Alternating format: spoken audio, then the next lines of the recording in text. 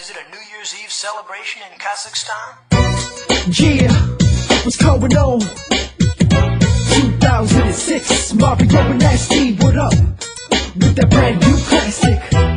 Yeah, vibe with us. It's about 2,000 hot girls.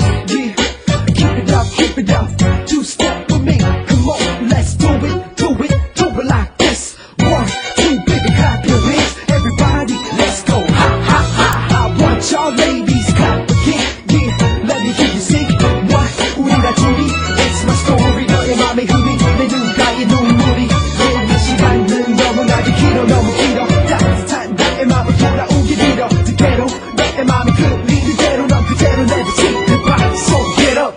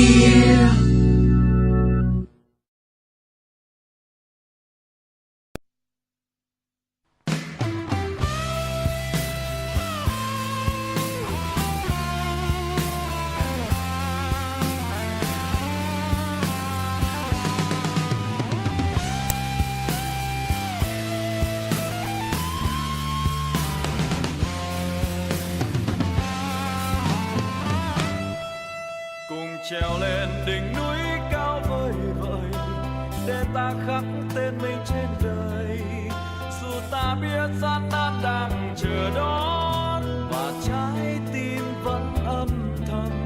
Ta bước đi hướng tới một vì sao, đằng đường nào trải bước trên hoa hồng, và chân cũng thấm đau vì những mũi gai. Đường vinh quang đi qua 1000 sóng gió, lời hứa ghi trong tim mình vẫn bước đi hiên ngang đầu ngẩng cao. Mà con tim ta đã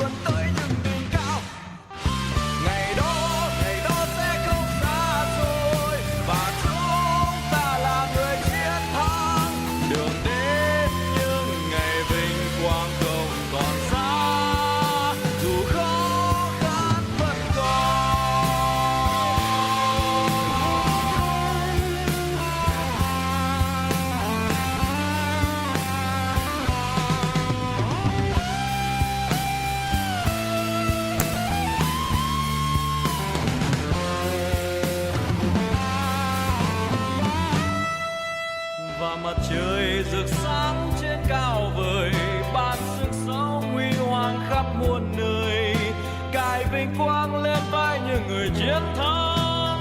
Khoảnh khắc ghi trong tim hồng, bao khó khăn ta cũng sẽ vượt qua, và con tim ta đã ước nguyện cùng nhau